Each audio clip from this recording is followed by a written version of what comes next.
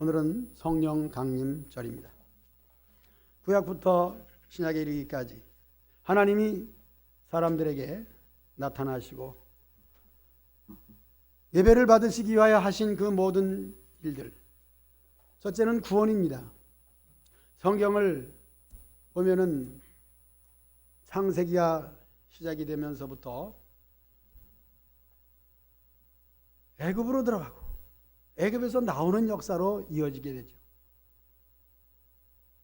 우리가 예수님을 믿는 것은 죄악된 세상으로부터 또 나 자신으로부터 하나님께로 출애굽하는 것처럼 떠나서 돌아가는 것입니다. 그래서 우리의 인생은 나그네 길이에요. 정착하여 살고 싶지만은 사람 속에 있는 그 마음이 세상에는 한 곳에 정착할 수가 없게 되어 있습니다. 더 나은 곳, 좋은 곳, 행복한 곳, 물론 발전이 거기서부터 오겠죠.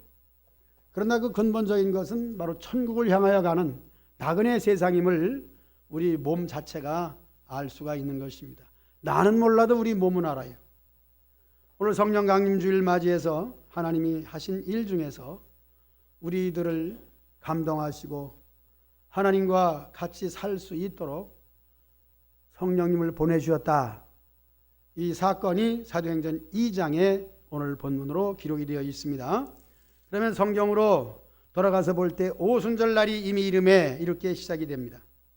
그래서 성령님이 임하시게 되는데 말씀은 첫째로 성령님은 누구신가에 대해서 다시 말씀드려 알게 하고, 두 번째는 성령님께서 어떤 일을 하시는가 하는 것을 가르쳐 드리겠습니다.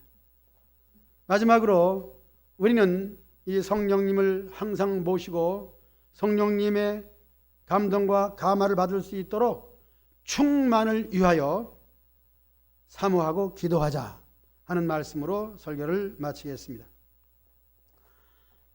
사도행전은 사도들이 성령 받아가지고 전도한 내용들이고, 교회를 세우고 19장에 가서 보면은 교회를 세워서 성도들도 모이고 예배를 드리는데 바울이 그랬습니다. 너희가 믿을 때 성령을 받았느냐 하는 질문을 하게 됩니다. 사실은 교회가 세워지고 예수님을 믿는 사람들이 모였다는 자체가 성령의 역사입니다. 그런데 바울이 질문할 때에 성령을 받았느냐 그랬더니 우리는 성령이 있음도 듣지 못했다 그랬어요. 이것은 참으로 어떤 면에서는 놀라운 일이지만은 자연적인 또 우리에게도 이런 면이 있지 않은가 그런 생각을 합니다. 이것은 성령을 받지 못했다 그런 게 아니에요. 제가 이 말씀을 성령 받지 못하고 교회가 되는구나 그렇게 해석을 했는데 하나님이 그런 감동을 주셔요. 성령이 있음을 듣지도 못했지만은 성령의 감동을 받고 성령의 인도를 받아가지고 예배를 드리고 찬송을 드리고 기도를 드린단 말이에요. 그럴 수가 있는 거예요. 두 가지죠. 있음을 듣지는 못했으나 성령님의 역사 속에 우리가 존재한다. 그리고 이끌림을 받아서 교회에 나오고 교회 생활을 하고 구원을 향하여 열심히 달려간다. 듣지 못했지만 이것을 다시 우리가 이해를 하자면은 그렇습니다. 우리가 설교를 할 때 하나님 말씀을 설교하지만은 사실은 대부분이 그 말씀을 귀담아 듣고 그 말씀을 따라서 감동적으로 그렇게 아멘도 하고 그렇게 하지 않는 하는 사람도 있지만 그렇게 하지 않는 사람도 역시 믿음은 있고 교회를 나오고 끊임없이 신앙생활을 한다. 그런 점에 있어서 우리가 확실히 알 것은 모든 사실을 들어야 되고 알아야 되고 내가 행동하는 것을 실제로 내가 누군가 하는 것을 확실히 알 때 우리의 믿음은 더욱 견고한 줄로 믿습니다. 그래서 성령 받은 증거가 뭐냐? 사도행전 2장의 본문 말씀처럼 예수님의 약속이 몇 날이 못 돼서 내가 성령을 부어주리라. 너희는 성령을 받고 권능을 받아가지고 복음전도 사마리아와 유대와 온 세계까지 복음전도자가 된다. 그렇게까지 말씀했기 때문에 그 말씀을 듣고 예수님 말씀을 기대하면서 마가 요한의 다락방에 모였어요. 그리고 그들은 전적으로 성령님이 임하시기를 기도했습니다. 그리고 성령님은 드디어 강림했습니다. 그러니까 그 120문도는 얼마나 확실한 신앙생활을 하고 순교까지 할 수 있는 신자가 되었다는 것입니다. 우리는 말씀을 듣고 그것이 지식이 되고 그 말씀 안에서 내가 실천하며 살아갈 때에 맛있는 신앙생활이 되는 줄 믿습니다. 맛있어야 돼요. 맛을 느껴야 되는 거죠. 교회 나와서 신앙생활하고 구원받고 하나님을 알고 그렇게 하면서도 질문을 해봤습니다. 성탄절이 뭐냐? 그랬더니 어린 사람들은 설명을 못해요. 그럼 부활절은 뭐냐? 역시 듣기는 들었는데 설명을 또 못하고. 우리 중에는 그럴 수가 있습니다. 그래서 성령 강림절에 이 성령님은 누구신가? 또 어떤 일을 하시는가에 대해서 말씀을 드리고자 하는 것입니다. 첫째로 하나님께서 육체로 계시지 아니하고 영으로 계시기 때문에 사람이 볼 수 없다. 그것이 하나님이십니다. 사람 볼 수 없습니다. 그러나 하나님께서 우리를 구원하시기 위하여 하신 일이 뭐냐? 하나님이 친히 육신의 몸으로 오셨다 하는 것이 독생자 예수님을 보내신 겁니다. 여기에 대해서는 삼위일체가 설명이 돼야 되는데 하나님은 한 분이심에 틀림이 없습니다.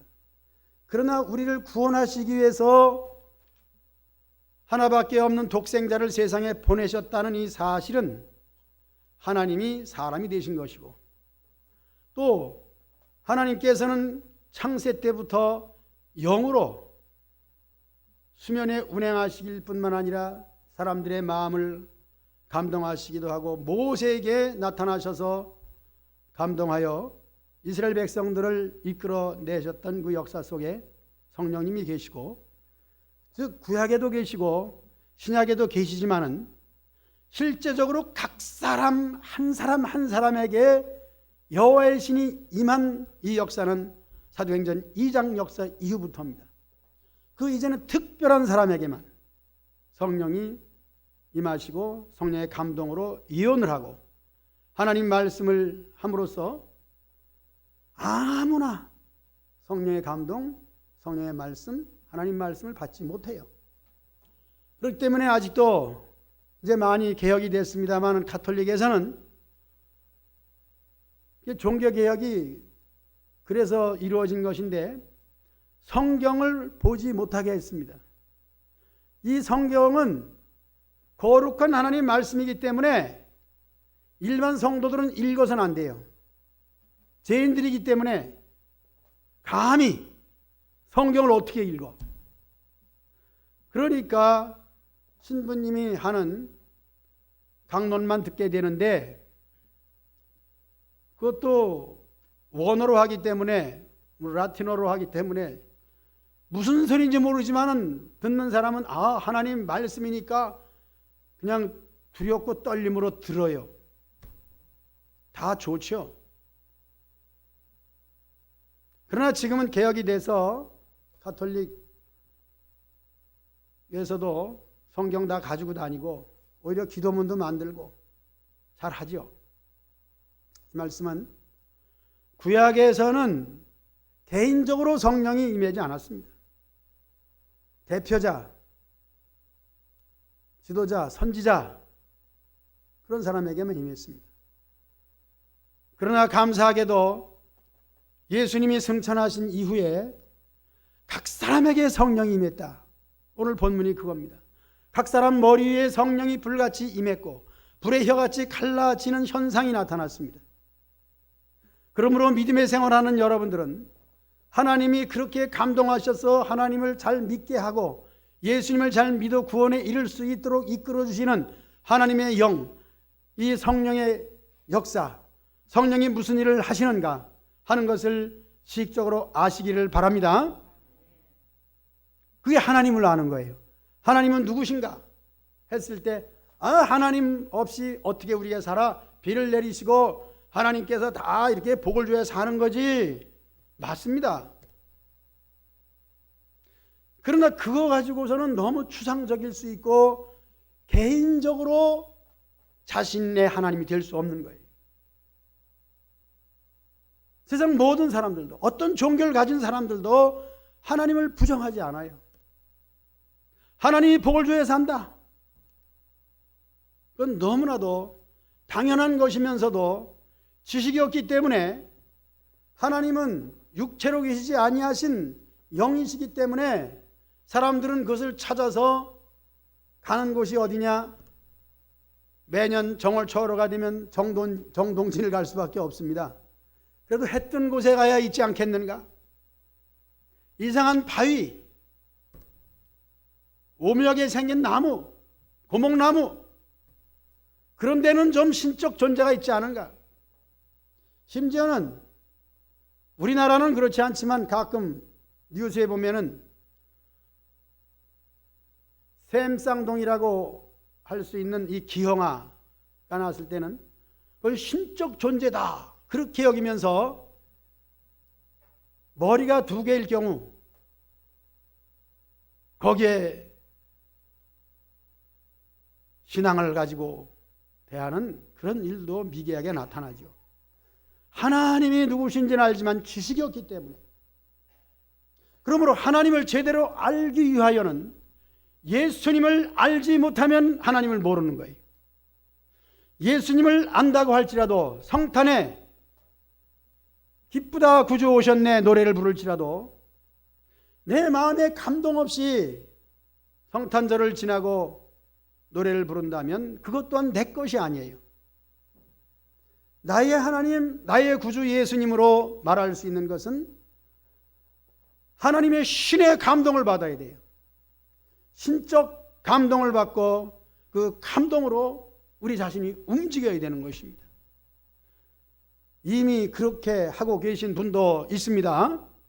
그러나 이 말씀을 듣고 이제 지식적으로 확실히 알아서 성령님은 이런 분이시구나.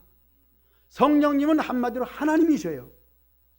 하나님이시면서 그 사랑이 많으신 하나님께서 정말 미련한 저와 여러분들을 그 마음을 감동하셔서 하나님을 예배하게 하고 하나님께 드리게 하고 하나님을 섬기게 하고 하나님의 뜻대로 살아갈 수 있도록 인도하시는 줄로 믿습니다. 그래서 우리는 성령님의 인도를 받고 사는 거예요. 성령님의 감동을 받고 사는 거예요. 바울은 서신에서 마지막 부분에 주 예수 그리스도의 은혜와 하나님의 사랑과 성령의 감동이 있을지어다 이런 축복의 인사를 했습니다. 이것은 하나님을 한마디로 예수님 성령님을 같이 생각하면서 하나님을 생각할 때에 그 한 분 하나님을 그렇게 믿을 때 온전한 신앙인 줄로 믿습니다. 그래서 교회 절기는 그냥 떡 먹고 지나가는 것이 아니고 절기를 통해서 우리의 신앙 자신이 지식을 가지고 확신을 가지고 분명하게 하고 있는 것입니다. 그래서 다시 말씀드립니다마는 맛있는 신앙생활이 되는 거예요. 오늘 말씀의 제목은 성령의 은사를, 성령을 사모하자, 성령으로 충만하자, 이렇게 성령에 대한 설교를 하게 되는데 이제 하시는 일까지 말씀을 드렸습니다. 그러나 구체적으로 정말 성령께서 하시는 일은 말씀 요한복음에도 사도행전에도 계속 성령께서 바울을 전도자로 세우고 교회를 설립할 때도 열심히 합니다. 동력자도 있습니다. 우리 이렇게 하자. 그럴 때 성령께서 때로는 표현을 예수님의 영이다 그렇게도 말합니다. 하나님의 성령을 하나님의 영, 예수님의 영 그렇게 말하기도 합니다. 그래서 예수의 영이 허락지 아니하시는지라. 교회 일, 하나님의 일도 하나님의 영이 허락지 아니하시면 거기에 반응을 해서 중단하는 거죠. 하나님이 어떤 계획을 가지고 계시는가 기다리면서 있을 때 하나님이 또 여러 모양으로 역사하시는 거죠. 사람을 통해서 저 건너편에서 손짓하는 모습을 환상 중에 보게 됩니다. 이렇게 바울의 사도행전 역사 속에 성령의 감동을 따라 살아가는 이 모습이 저와 여러분들에게도 지금도 여전히 그렇게 역사하는 줄로 믿습니다. 이것을 우리가 체휼해야 되고 그렇게 느껴야 되고 그것을 사모해야 되는 거예요. 예수님을 믿는 것 그냥 종교적으로 믿는 것도 참 하나님께서 인도하시고 도와주시고 은혜를 주셔서 하는 거예요. 그러니까 참 감사한 일이죠. 그러나 믿을 때 성령을 있음도 듣지 못하는 가운데 있을 수 있다는 거죠. 그러나 바울이 성령을 받았느냐 그랬을 때 듣지 못했다. 그러면 내가 얘기해 줄게. 성령님은 예수님이 가시면서 예수님 대신 보호해 주시고 기억나게 해 주시고 길을 인도해 주시고 감동해 주시는 영이야. 그렇게 하고 그들에게 안수하니까 성령이 임한 줄로 믿습니다. 성령이 임한 증거가 나타나는 거죠.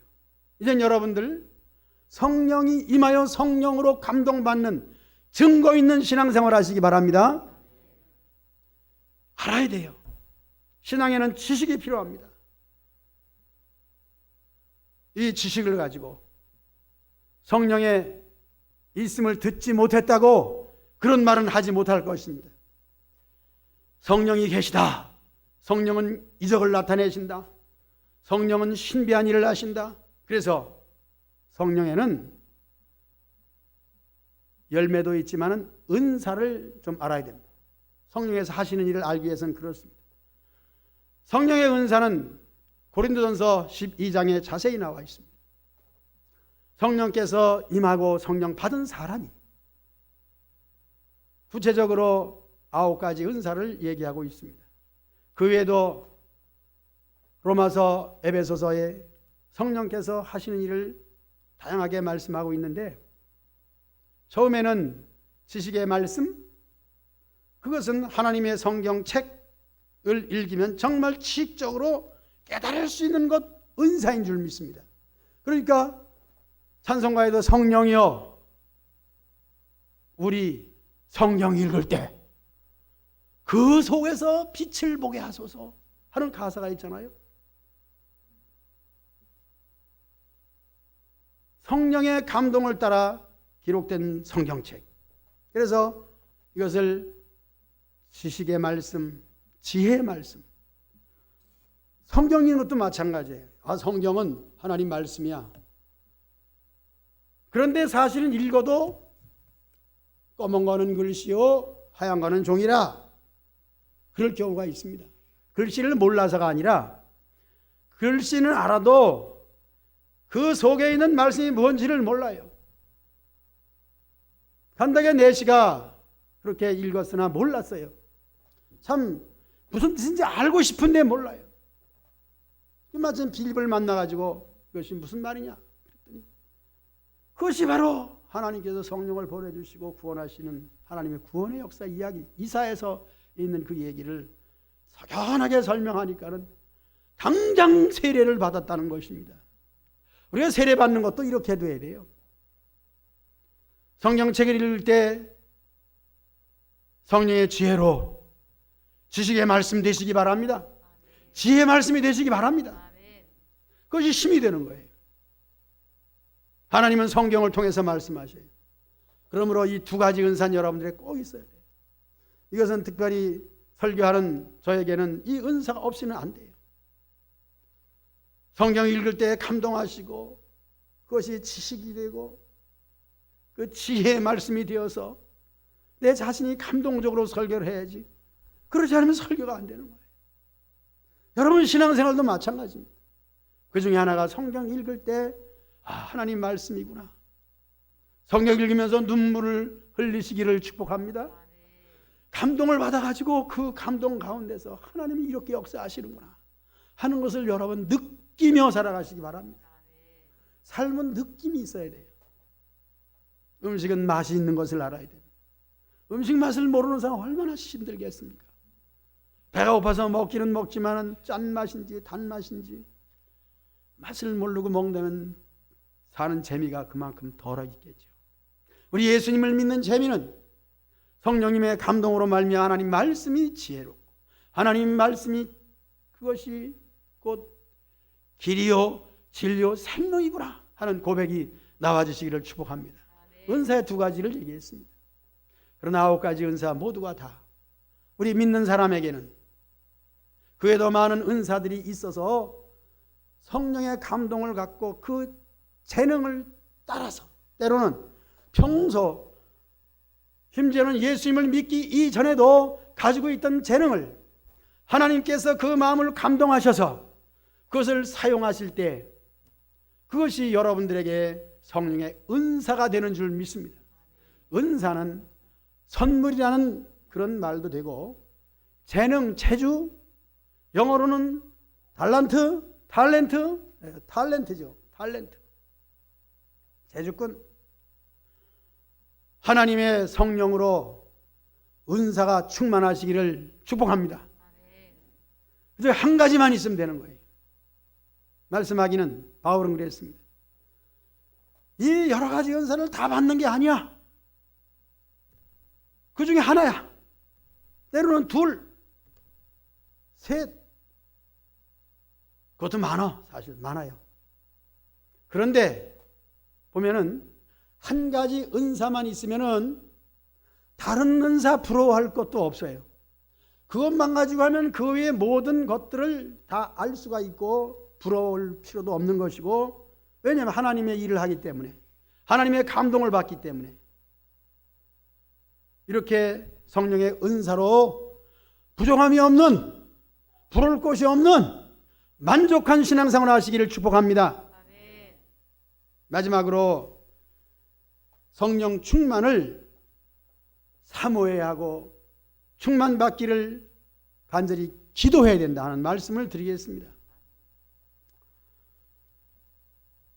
성령 받은 사람들 오늘 본문에 보니까 오순절 날이 이미 이름에 그들이 다 같이 한 곳에 모였더니 그랬어요.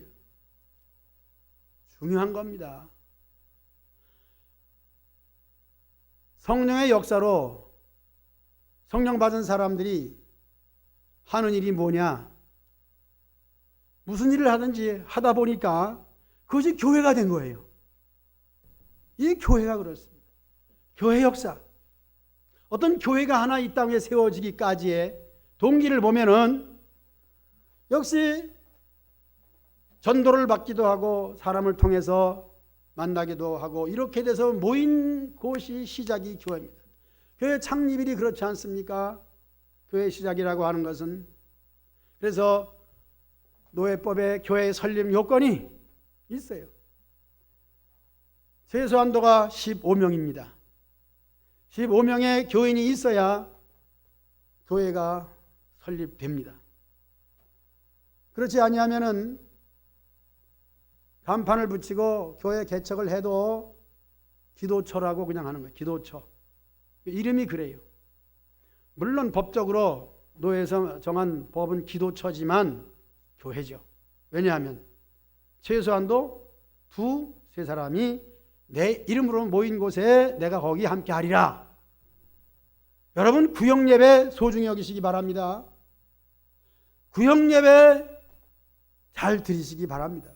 저도 구역예배를 못 드리는데 구역을 맡아가지고 그렇지만은 우리 구역 성도는 저하고 그냥 카톡도 하시더라고. 나이가 많으신데 저도 카톡을 못해요.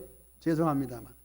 그래서 문자는 잘 보내는데 전화기가 새로 바뀌어가지고 거기 뭐 이렇게 뭐 까똑까똑 그러는 게 와요. 오긴 와. 근데 그거 답장도 못하고 옛날에 편지 쓰는 거 그거밖에 못해요. 그러나 우리 구역끼리 그렇게 하고 우리 박미아 집사님이 우리 구역장 역할을 이제 앞으로 할 겁니다. 그래서 여러분 구역 소중히 여기시기 바랍니다. 왜? 한번 따라 합시다. 세 사람이 내 이름으로 모인 곳에 내가 거기 있으리라. 그래서 누가 있으리라? 예수님. 예수님이 계심 다죠. 12명, 15명 물론 좋지만은 또 세 사람 모임 교회인 줄로 믿습니다. 물론 노예법을 얘기했습니다마는 그렇게 해서 교회 설립 요건이 15명이고 그 다음에 교회가 온전히 되기 위해서는 장로님을 세워야 됩니다. 그 숫자는 몇 명? 아시는 분 얘기해 봐요. 25명의 숫자의 교인이 있어야 장로님 한 분을 세울 수가 있습니다.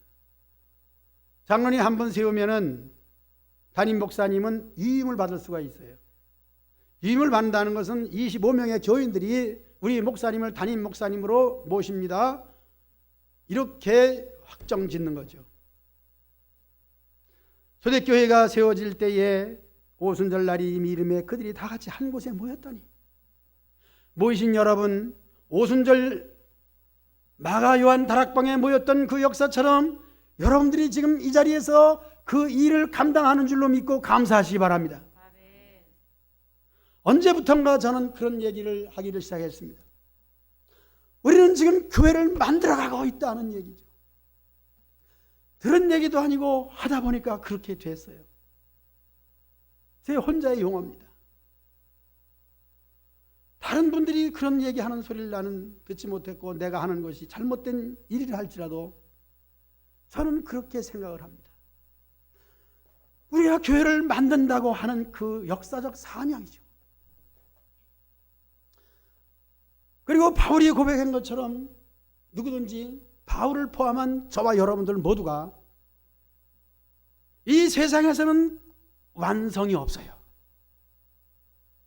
완성이 없이 그 말씀을 따라 하나님의 그 감동을 따라서 하나님이 주신 은혜를 받기 위해서 열심히 달려가는 거예요. 열심히 하는 거예요. 그러나 항상 부족해요. 부족하기 때문에 지나온 모든 일들을 돌아보면 저는요 지금 뭐 유튜브로 다 설교를 예배를 드린다고 그러지만은 가끔 이렇게 나온다고 핸드폰에 나온다고 틀어주기도 하고 그러는데 저는 내 설교를 정말로 못 들어요. 설교를 그렇게 못할 수가 없어요. 너무 놀라요. 그래서 안 들어요. 저는.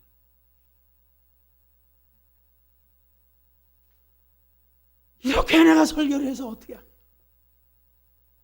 그런데 그 다음에 해보면 또 설교를 또 못하는 거예요.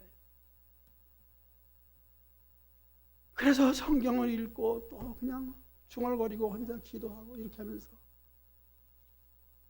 예배 시간 되면 설교를 하긴 하는데 지나놓고 보면은 저게 설교. 그래서 처음에는 설교 노트가 있어가지고 책을 이렇게 써놓고 이게 설교, 이건 난 내가 설교한 거야. 자랑스럽게 여기려고 해놨다가 다 버렸어요. 다 버렸어요. 세상에 이렇게 이런 설교문이 어디 있어요?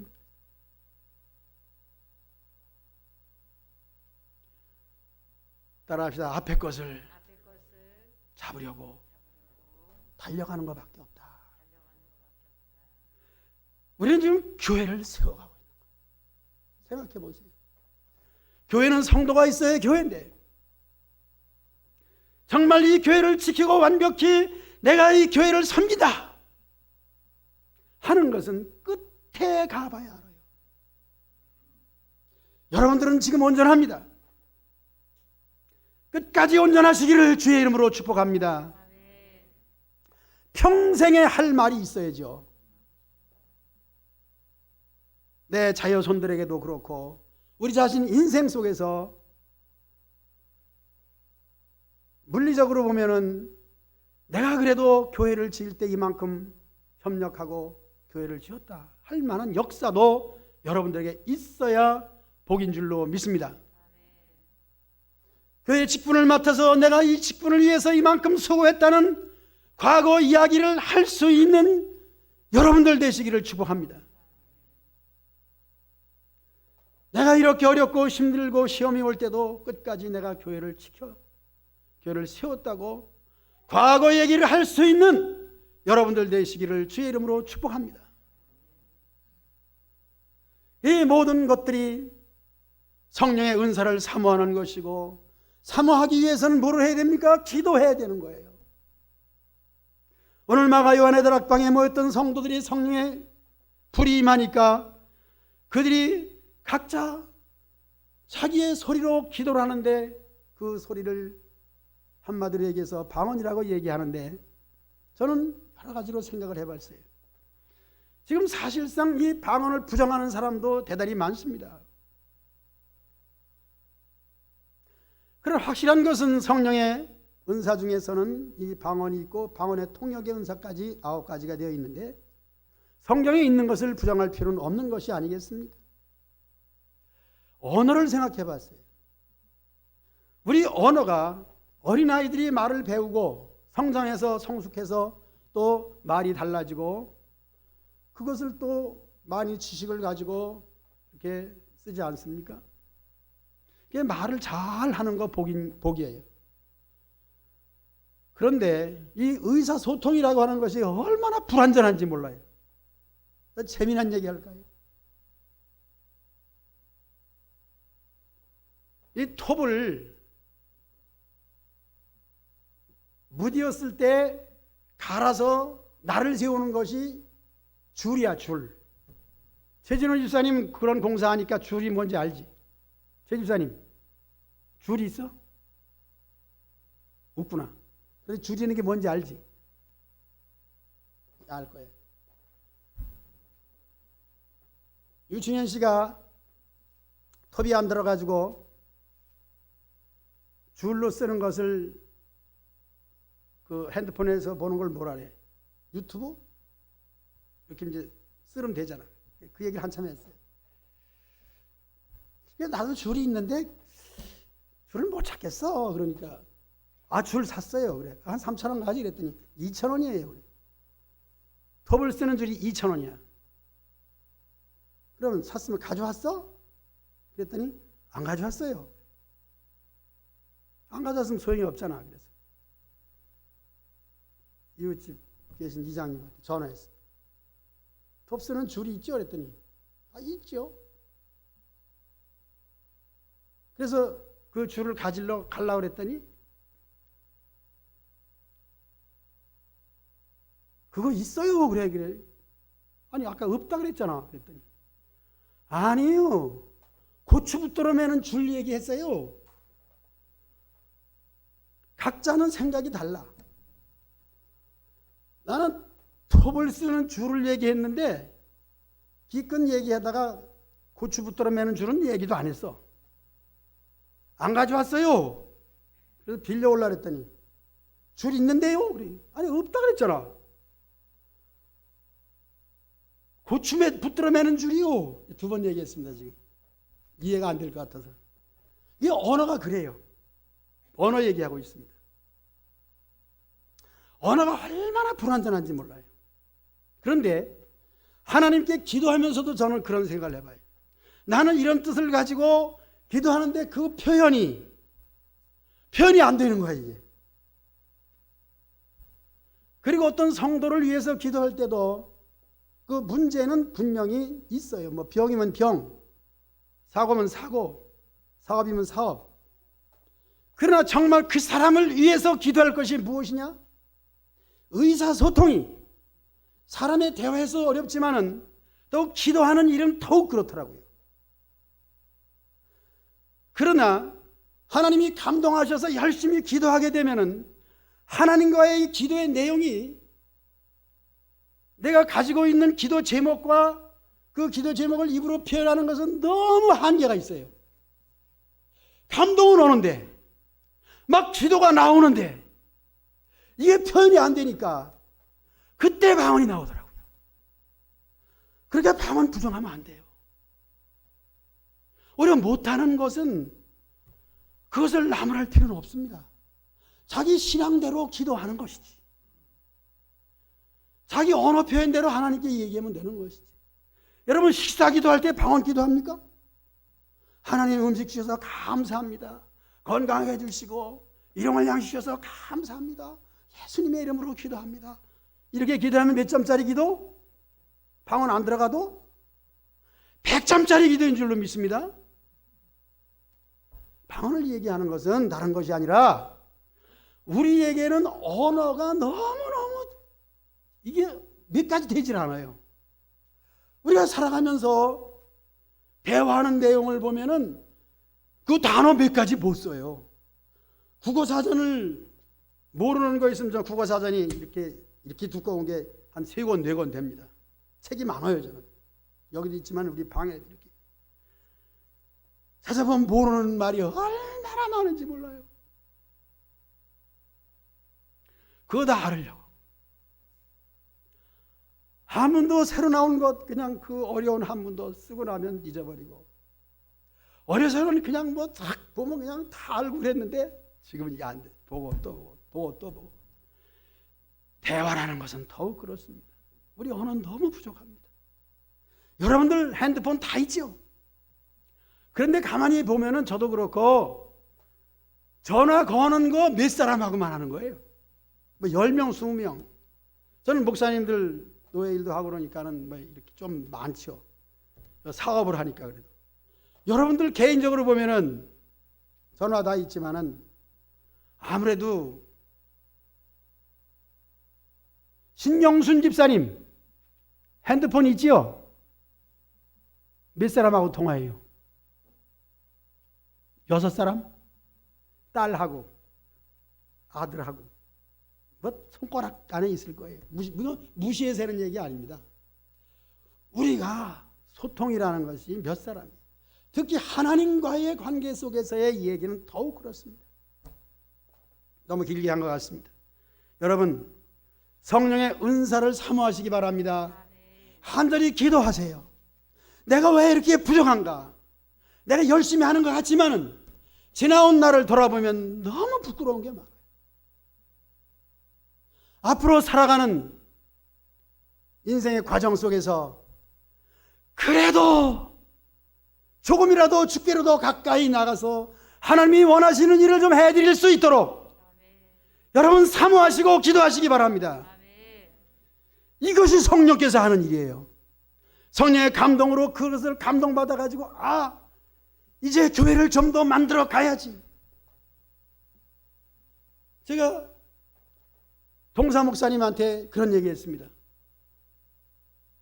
좀 예배당 주차장이라도 정비하라 말이죠. 내가 못하니까 깨끗이 하라 좀. 사실 따지고 보면 제가 다 어질러 놓은 거예요. 다 보면 내가 어질러 놓은 거야. 구석구석 보면 내가 다 어질러 놓은 거야. 우리 화물차가 2대잖아요. 그럼 거기다가 막 그냥 그 지저분한 걸 실어놨어요. 그걸 가지고 또 다 가서 다 처분해시키고 빈 차로 돌아오면 또 한 차를 만들어놔요. 사택 수리할 때도 엄청나게 실어냈지만 따라합시다. 교회를 만들어가자. 가정도 살림을 청소하고 또 청소하고 새롭게 하고 하는 것처럼 우리의 믿음의 생활의 안식처가 되는 교회를 여러분들이 만들어 가시기를 축복합니다.